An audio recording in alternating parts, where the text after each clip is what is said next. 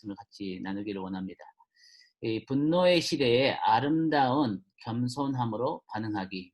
그래서 하나님께서 우리에게 주신 말씀은 뭐냐면은 이 하나님께서는 우리에게 영광의 계획이 있다는 거죠.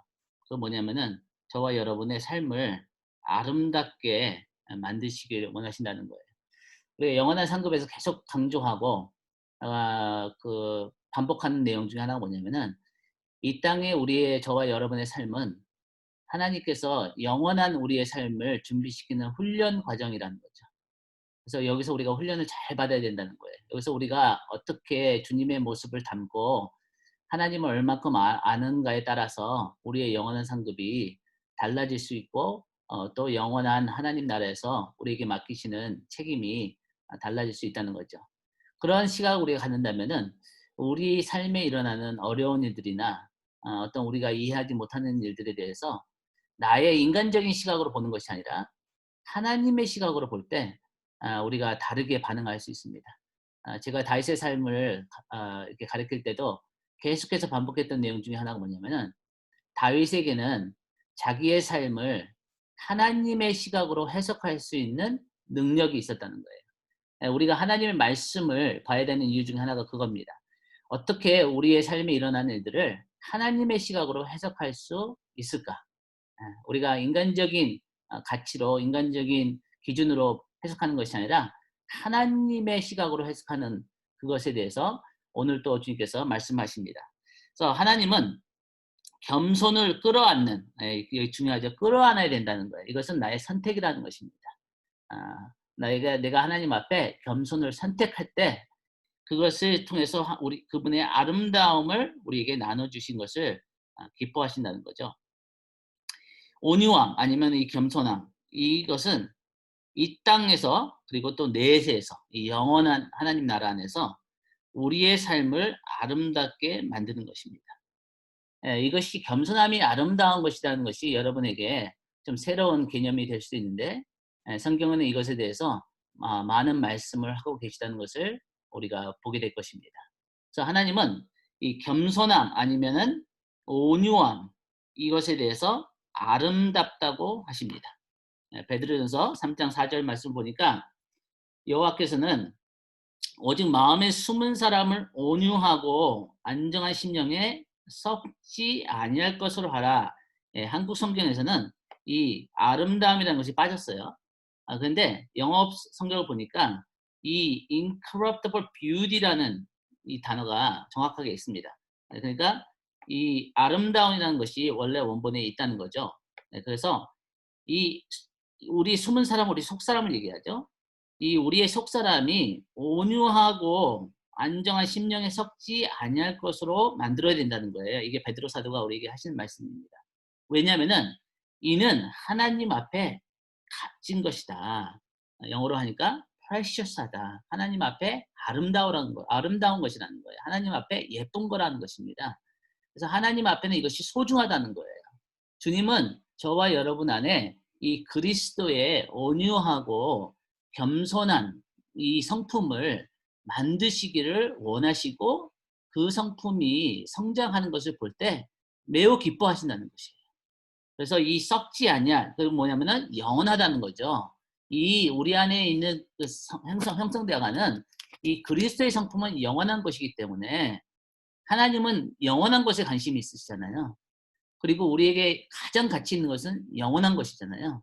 그래서 하나님은 우리 삶에 어떤 환경들을 만드셔서 우리에게 다윗에게 사울을 일으켜서 그에게 겸손하게 반응할 수 있는 기회를 주신 것처럼 우리 삶에서도 그런 사울 같은 사람들을 허락하셔서 우리가 하나님 앞에 겸손하게 반응할 수 있는 훈련을 그런 훈련의 기회를 주신다는 것입니다. 비번에 예수님께서 유일하게 자신에 대해서 직접 선포하신 성품은 그분의 온유하심이었죠.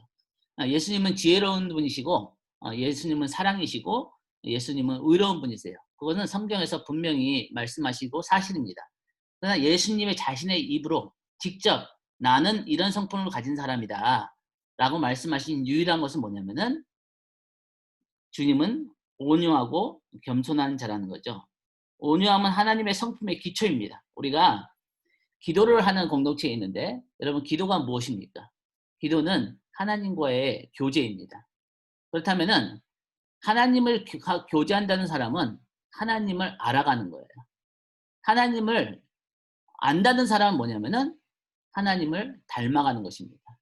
그래서 요한 사도는 요한 1서에 하나님을 안다고 하면서 너가 형제를 사랑하지 않는다면은 너는 하나님을 모르는 것이다 라고 분명히 얘기하죠. 우리가 기도를 한다는 것은 뭐냐면은 하나님을 만나고 하나님을 알아가고 하나님을 닮아간다는 거예요. 그래서 우리가 만약에 우리의 기도가 진짜고 우리가 진짜 하나님을 알아가고 우리가 하나님을 만난다면은 우리 안에 조금이라도 시간이 지나면서 사랑이 증가해야 된다는 거죠. 우리 안에 사랑이 증가하지 않는다면은 우리는 잘못된 하나님을 만나고 있는 거죠. 우리의 상상의 하나님을 만나고 있는지도 모른다는 겁니다. 이와 같이 우리가 예수님을 알아가고 예수님을 닮아간다는 것은 뭐냐면은 이 예수님의 온유하고 겸손한 모습을 조금씩 닮아가야 된다는 것입니다. 그것이 우리가 예수 그리스도를 아는 것이고 우리가 예수 그리스도를 닮아가는 증거 중에 하나라는 거죠.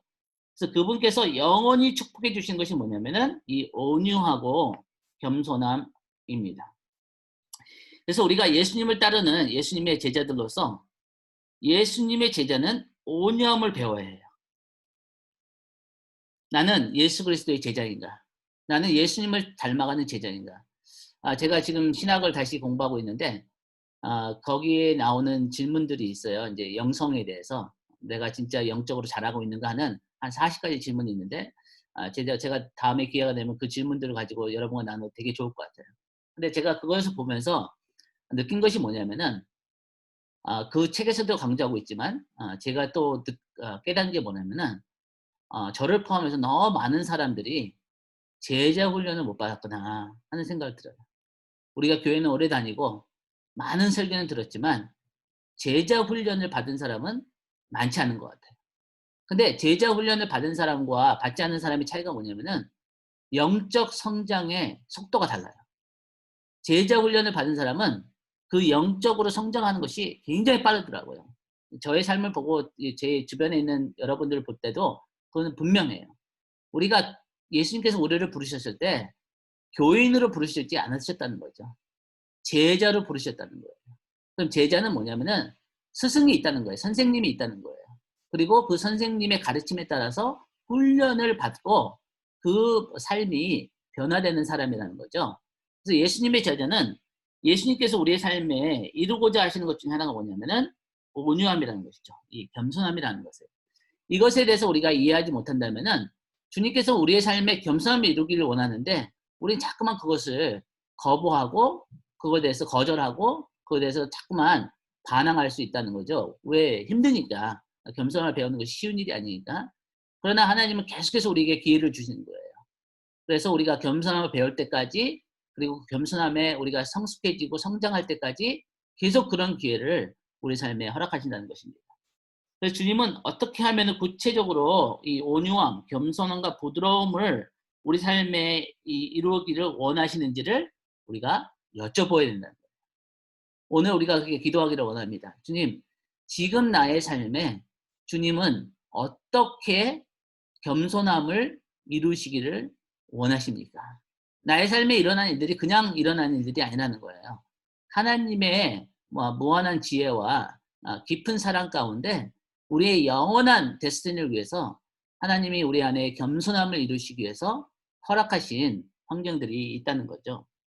그래서 주님께서는 뭐라고 그러시냐면은 나는 마음이 온유하고 겸손하니 여러분 여기서 중요한 것은 뭐냐면은 주님의 마음이 온유하고 겸손하다는 거예요. 주님의 성품 자체가 주님은 겸손하고 온유한 사람이라는 거예요.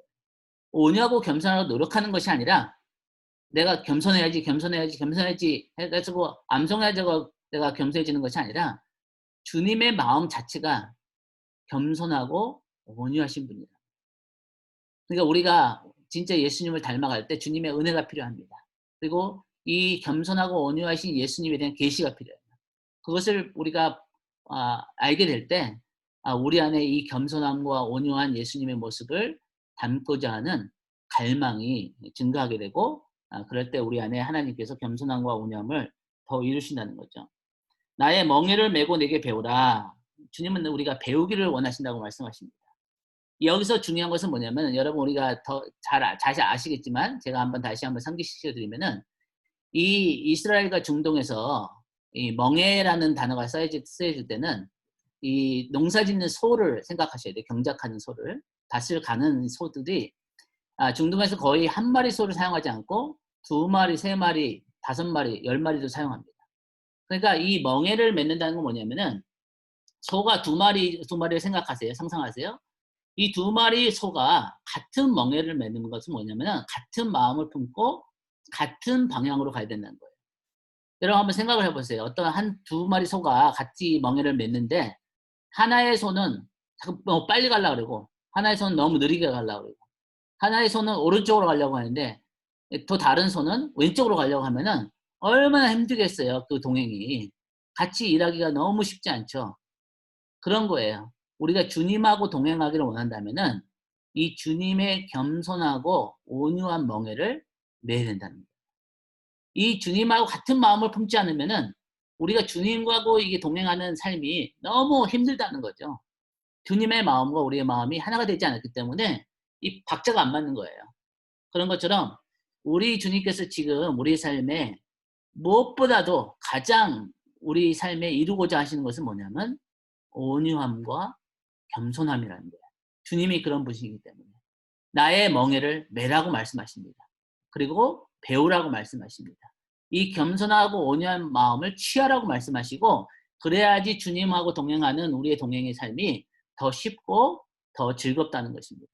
그리하면 너의 마음이 쉼을 얻게 된다. 마음에 평화가 있다는 거죠. 우리의 마음이 평안을 잃어버릴 때가 언제입니까? 우리가 주님의 마음과 동행하지 않을 때예요. 주님의 마음을 모를 때예요. 그럴 때 우리의 마음의 평안이 깨집니다. 근데 주님께서는 우리에게 평안을 주기를 원하시고 함께 동행하기를 원하시는 거죠. 이는 내 멍에는 쉽고 내 짐은 가벼움이다. 주님과 마음이 맞으면은 주님의 마음을 이해하면은 우리의 삶에 힘든 것도 그렇게 힘들지 않은 거예요. 그것을 감당할 수 있는 주님의 마음과 나의 마음이 하나가 되는 거죠. 예수님은 가장 아름다운 분이십니다. 주님의 나라는 영원히 겸손한 자들에게 주신다고 약속하셨어요. 우리가 잘 아는 산상수훈 마태복음 5장 5절에서 온유한 자가 복이 있나니 그들이 땅을 기업으로 받을 것이다. 여기서 이 땅이라는 단어를 주님의 나라의 권위로 바꿔도 좋습니다. 하나님 나라에서 하나님 나라의 권위를 이 권세를 누구에게 주시냐면은 온유한 자에게 주시는 거예요. 이 하나님의 나라의 이 중요한 임무들을 겸손한 자에게 주신다고 산상수훈에서 우리에게 말씀하시는 것입니다.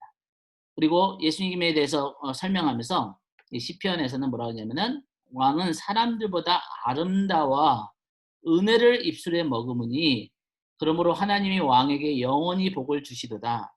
용사여 칼을 허리에 차고 왕의 영화와 위엄을 입으소서.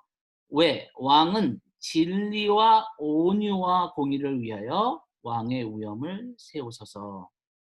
그러니까 여기서 주님의 아름다움에 대해서 얘기하면서 이 주님의 온유하심에 대해서 얘기를 합니다. 예, 주님의 아름다운 모습 중에 하나가 뭐냐면은 주님의 온유하심과 겸손하심이라는 거죠.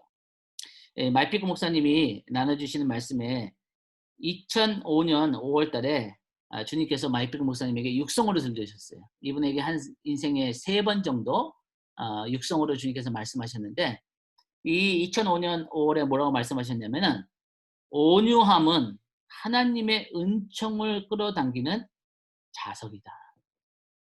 예, 우리 모두는 하나님의 은총을 원합니다. 하나님의 축복을 원합니다. 우리 삶에 하나님의 은혜가 넘치기를 원합니다. 저도 그렇습니다. 그런데 주님께서 육성으로 마이피크 목사님에게 하신 말씀이 뭐냐면은 하나님의 은총을 우리 삶에 끌어당기는 그 방법이 뭐냐면은 온유함이라는 거예요. 우리가 하나님 앞에 온유하게 반응할 때, 겸손하게 반응할 때, 부드럽게 반응할 때 하나님께서는 우리의 삶에 은총을 쏟아 부으신다는 거예요. 이 하나님의 은총을 끌어당기는 이 자석 같은 이것은 뭐냐면은 겸손함이라는 거죠. 그래서 겸손함은 그분의 능총과 능력과 축복을 끌어오는 힘이라는 것을 믿으시기 바랍니다. 그래서 하나님께서는 이 은혜를 주시기를 원하세요. 그래서 야고보 4장 6절에 그러나 더욱 큰 은혜를 주시나니, 큰 은혜라는 거예요. 하나님께서 우리에게 더 큰 은혜를 주기를 원하십니다. 여러분이 그 은혜를 받기를 원합니다. 그러므로 일렀을 때 하나님이 교만한 자를 물리치시고 겸손한 자에게 은혜를 주신다 하였습니다. 하나님은 은혜를 주기를 원하십니다. 더 큰 은혜를 주기를 원하십니다. 그리고 우리 삶에 그 요구하시는 것은 뭐냐면은 겸손함이라는 거죠. 하나님 앞에 겸손한 것입니다. 사람 앞에 겸손한 것만 아니라 하나님 앞에 겸손한 거죠. 그래서 지금 우리가 살고 있는 미국에, 또 한국에서, 그리고 또 성경에 보면은 마지막 때는 점점 이 분노하는 일들이, 점점 더 사악한 일들이, 사나운 일들이 점점 사회에 증가할 것이라는 거죠. 그래서 주님께서 마지막 때 사회적으로 큰 적대감이 있는 배경 가운데 승리하는 교회를 일으키실 것인데, 이런 배경은 사랑과 겸손함이 가장 빠르게 성장하는 가장 최적한 환경이 될 것이다.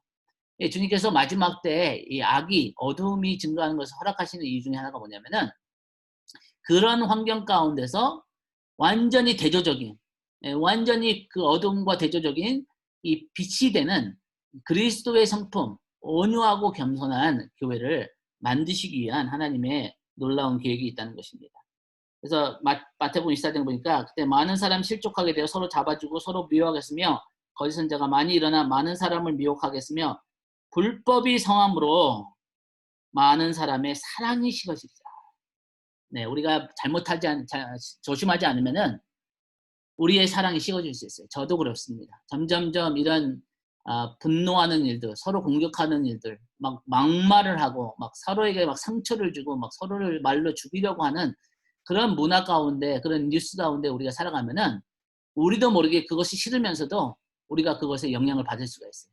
그래서 우리도 막 말을 막 함부로 하고, 막 다른 사람에 상처 주는 말, 막 더 강한 말, 더 센 말, 막 그런 것으로 막 세상과 똑같이 될 수 있다는 거죠. 그런데 주님께서는 우리에게 그런 모습을 원하지 않으신다는 거예요. 우리에게 아름다운 모습을 이루시기를 원하는데, 그것은 온유하고 겸손한 예수님의 모습으로 우리가 반응하기를 원하신다는 것입니다. 네, 약간 스피드를 내서 우리 두 번째 가면은 야고보서에 보면은 우리가 잘 아는 말씀이지만, 내 사랑하는 형제들 너희가 알고 있느냐, 사람마다 듣기는 속히 하고 말하기는 더디하며 성내기도 더디하라. 이것이 2017년 원팅 집회 때 아야 전체 공동체에게 프랜시스 첸을 통해서 우리에게 주신 말씀입니다. 우리가 가르치는 공동체에 있다 보니까, 가르침이 강한 공동체에 있다 보니까 다들 말을 하는 걸 잘해요. 리더들을 포함해서 리더들이 먼저 그러고, 그다음에 다른 사람들도 아는 게 많으니까 할 말이 많은 거예요. 그런데 성경에서는 듣기를 속히 하라는 거죠. 듣기를 속히 하고 말하기는 더디하며 성내기를 더디하라. 왜냐하면은 사람의 성내는 것이 하나님의 의를 이루지 못합니다. 이것을 더 구체적으로 우리의 삶에 적용하면 뭐냐면은 성내는 것이 모든 관계를 깨뜨려요. 사람의 분노에 일어나는 일들이 하나님 사람들의 관계를 다 찢어놓는다는 거예요. 그것이 하나님의 뜻이 절대 아니라는 거죠. 사탄의 계획에 우리가 그냥 말려 들어간다는 거죠. 그래서 우리가 우리 안에 조심해야 되는 것이 뭐냐면은 이 성내는 것을 조심해야 됩니다. 물론 우리에게 성내는 것이 뭐냐면 우리 안에, 우리 가운데 불의한 일들이 일어났을 때, 억울한 일이 일어났을 때, 이거는 말도 안 되는 일이 일어났을 때 우리 안에 의가 일어나는 거예요. 불의가 일어나는 거예요. 그 분노가 일어나는 거예요. 그 당연한 것이, 그것은 굉장히 정상적인 것입니다. 그리고 우리가 건강하다는 뜻이 돼요. 그러나 성을 내는 것은 성이 일어나는 것이, 올라오는 것이 나쁜 것이 아니라 그것에 대해서 우리가 어떻게 반응하냐. 세상 사람과 똑같이 반응하면 안 된다는 거죠. 그것이 절대 하나님의 뜻을 이루지 못한다는 것입니다. 그래서 이 잠언서에서는 유순한 대답은, 부드러운 대답은 분노를 쉬게 하여도 과격한 말은 노를 격동하느니라. 지혜 있는 자의 혀는 지식을 선히 베풀고 미련한 자의 입은 미련한 것을 쏟는다. 주님께서 보시는 지혜로운 자가 누구인지 유순한 답을 하는, 부드러운 답을 하는 자라는 거죠. 노하기를 더디하는 자는 용서보다 낫고 자기의 마음을 다스리는 자는 성을 빼앗는 자보다 나으니라. 네, 저도 그렇고 여러분도 그렇고 그런 경험들이 다 있을 거예요. 다 좋은데 아주 잘 관계를 잘하고 있었는데 그게 부부 관계가 될 수도 있고 자녀와의 관계가 될 수도 있고 우리 공동체 안의 관계가 될 수도 있는데 다 잘하고 있었는데 그냥 한 번에 이 성을 못 참아서 분을 못 참아서 그래 가지고 그냥 말을 해 가지고 상처를 줘 가지고 그 몇 년 동안 잘 지내던 관계가 갑자기 깨질 수 있는 그런 경험이 우리에게 아마 있을 것입니다. 그러니까 아무리 우리가 성을 잘 지키는 것보다 마음을 다스리는 것이 성을 빼앗는 것보다 낫다고 말하는 거야. 노하기를 더디는 자가 용감한 자보다 더 낫다는 거예요. 이것이 주님께서 우리에게 주시는 지혜로운 말씀입니다. 그래서 우리가 분노로 반응할 때 우리의 관계들은 큰 상처를 입게 됩니다. 그리고 이것의 상처를 치유하는 데는 많은 시간이 걸릴 수도 있습니다. 불필요한 고통을 만들게 돼요. 우리가 부당한 대우를 받게 되거나 동의하지 못할 때 우리가 어떻게 반응하냐, 이것이 우리의 영적 삶의 기초가 된다는 것이죠. 만약 너희가 서로 물고 먹으면 피차 멸망할까 조심하라. 네, 어쩌면 이런 모습이 우리 안에 있을 수도 있습니다. 우리가 서로를 죽이는 거예요. 서로를 망하게 하는 거예요. 서로에게 향하신 하나님 뜻이 이루어지지 못하게 우리가 성을 못 참기 때문에, 우리가 말을 조심하지 못하기 때문에, 우리가 혀를 다스리지 못하기 때문에 이런 관계들이 다 찢어질 수 있다는 거예요. 제가 이 말씀을 이렇게 듣고 공부하는데 주님께서 제게 큰 은혜를 주셨어요. 저도 저희 아내에게도 최근에 얘기를 했는데, 저희 아내에게 제가 남편으로서 많은 상처를 줬죠, 말로. 이렇게 부부싸움을 하고 막 서로 이렇게 할 때. 그런데 마이필 목사님이 자주 반복하는 말씀인데 요번에 그게 저한테 진짜 큰 깨달음으로 왔어요. 그게 뭐냐면, 저 영어로 하고 한국말로 통역하죠. 여러분이 잘 아는 말씀이에요. 마이필 목사님이 자주 하시는 말씀이에요. 근데 이게 저한테 진짜 깨달음으로 왔어요. 그게 뭐냐면은 win their hearts and not their argument. 논쟁에서 이기려고 하지 말고 상대방의 마음을 얻으려고 하라. 우리가 만나면은 우리 안에 내가 옳다고 생각하니까 저도 막 논리적으로 나의 옳음을 주장하고 논리적으로 반박하는 거예요. 그리고 막 상대방을 공격하는 거예요. 근데 그러다 보니까 나도 모르게 제 아내에게 너무 큰 상처를 주고 마음을 공격하게 된 거예요. 그래서 제가 최근에 결심을 했어요. 그리고 이렇게 노력하려고 지금 굉장히 노력하고 주님께 계속 기도하고 있습니다. 주님, 제가 제 아내의 마음을 얻게 도와주세요. 그래서 제가 계속 요새 이렇게 생각하고 있습니다. 어떻게 하면 내 아내의 마음을 얻을까? 어떻게 하면 나의 아내의 마음을 기쁘게 해줄까? 어떻게 하면 나의 아내의 마음이 이게 꽃을 아주 환한 햇빛에 이 열리는 꽃같이 이 마음이 확 열어지게 해줄까? 그러니까 우리가 우리 형제들에게 논쟁에서 이기려고 하지 말고 그들의 마음을 어떻게 하면 얻을까 하는 주님의 마음을 우리가 구해야 된다는 것이죠. 그래서 겸손 가운데 행하는 것은 우리의 결혼과 가정의 문화에 큰 영향을 주죠. 그리고 우리 자녀들이 미래의 관계의 마찰에 관계에 어떻게 반응할지에 대해 영향을 줍니다. 죄송한 말씀이지만 만약에 여러분들 가운데 이렇게 싸우기를 좋아하고 논쟁하기를 좋아하고 막 반항하고 막 그런 자녀들이 있다면은 여러분 스스로 한번 돌아보셔야 돼요. 우리 부부가 싸우는 모습을 그걸 보여준 거예요. 물론 그것만이 다는 아니지만 우리 부부가 싸우는 모습을 보여줬을 때 자녀들이 모르게 자기가 배운 거예요. 이렇게 싸우는 것을, 나쁜 싸우는 모습을 배웠다는 거죠. 그래서 나중에 다른 형제들하고 사회생활 할 때 친구들과 관계에서 교회 생활을 하면서도 그런 사납고 막 논쟁하고 싸우고 막 그런 공격하는 그런 모습을 우리 자녀들의 삶에서 나타날 수 있다는 것입니다. 또 반대로 우리의 자녀들, 젊은 사람들은 베드로 사도가 뭐라 그랬냐면은, 이걸로 마치겠습니다. 베드로는 젊은 사람들이 영적인 리더들에게 순종할 것을 강조했어요. 영적인 리더가 아니라 부모님에게도.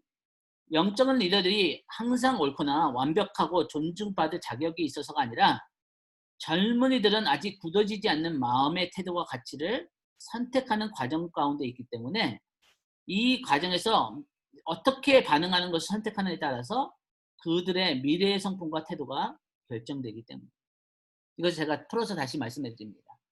우리 지금 이 안에 뭐 젊으면 40대 뭐 30 대도 있을지 모르지만 40 대 50 대인데 우리가 조심해야 된다는 거예요. 우리의 평생 이것을 조심해야 돼요. 우리가 선택하는 그 선택 하나하나에 따라서 미래에 향한 우리의 마음의 굳어짐과 우리의 미래를 향한 하나님 앞에 겸손함과 온유함이냐 아니면 강팍함과 이 교만함이냐가 결정된다는 거예요. 여러분 겸손함이나 강팍함과 교만함은 한 번에 결정되는 것이 아니죠. 우리의 작은 선택 하나하나가 쌓여서 나의 성품이 굳어지는 거죠. 그래서 베드로 사도가 뭐라 하냐면은 젊은 자들아 이와 같이 장로들에게 순종하고 다 서로 겸손함으로 허리를 동이라. 하나님은 교만한 자를 대적하시되 겸손한 자들에게 은혜를 주시느니라. 그러므로 하나님의 능하신 손 아래서 겸손하라. 때가 되면 너희를 높이시리라. 우리가 우리의 삶 가운데 하나님 허락하신 우리의 삶 가운데 겸손함과 온유한 마음으로 반응해야 되는 이유 중에 하나가 뭐냐면은 내가 선택하는 그 하나하나의 선택이 쌓여서 내가 어떤 성품의 사람으로 만들어져 가는지를 결정짓는다는 거예요. 내가 예수님의 겸손함과 온유함을 닮아가는지 아니면은 세상과 같이 교만하고 강하고 그, 그 악한 그 굳은 그런 마음으로 내가 굳어져 가는지 그것이 우리의 미래의 마음을 결정짓는 거죠. 그래서 다시 한번 이 말씀 보면서 마치겠습니다. 나는 마음이 마태복음에서 주님께서 말씀하시고 나는 마음이 온유하고 겸손하니 나의 멍에를 베고 내게 배우라. 그리하면 너의 마음이 쉼을 얻으리니 이는 내 멍에는 쉽고 내 짐은 가벼웁니다. 네, 이 시간 우리 다들 마이크를 켜시고 주님 앞에